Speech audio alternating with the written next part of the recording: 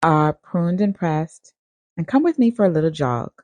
So we're talking about being in the wrong place at the wrong time. Y'all remember that story about King David in 2 Samuel? The Bible starts off saying, in the spring, at the time when kings go off to war. Now hold on. The scripture doesn't say God specifically told David to go. It doesn't say an angel appeared. It simply tells us it was the season for kings to go to war. See, God created systems. He created seasons. Every year, there's spring, summer, fall, and winter. Well, unless you're in the Bahamas, we only got hot and hotter. But anyway, David wasn't where he was supposed to be. Maybe he was tired. Maybe he was discouraged. Maybe he was even depressed. The Bible doesn't tell us why. It just tells us he stayed home. And because he was in the wrong place at the wrong time, he looked over and saw Bathsheba bathing. Side note, I wonder if that's how she got that name, Bathsheba. Anyway, moving right along. Bathsheba had just completed her purification after her menstrual cycle, and David sent for her, knowing exactly who she was. Not only was she married, she was married to Uriah, one of David's own mighty loyal soldiers.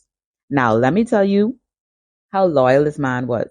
When David tried to cover up the pregnancy and sent Uriah home from the battlefield, hoping he'd sleep with his wife, Uriah refused. He said, in essence, how can I go home and enjoy my wife while my brothers are still out here fighting? That's how loyal this man was. Meanwhile, David was already with Uriah's wife.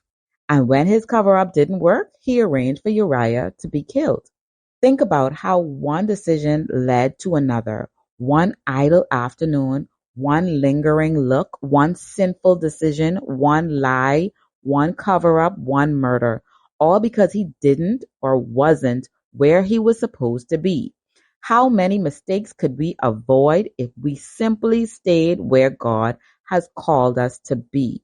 How many temptations didn't even exist if we stopped putting ourselves in places where we're never meant to be?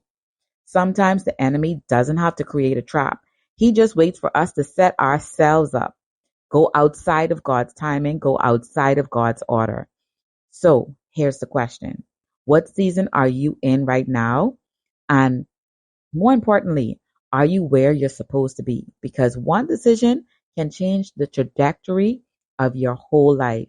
Stay planted, stay focused, and stay where God has called you.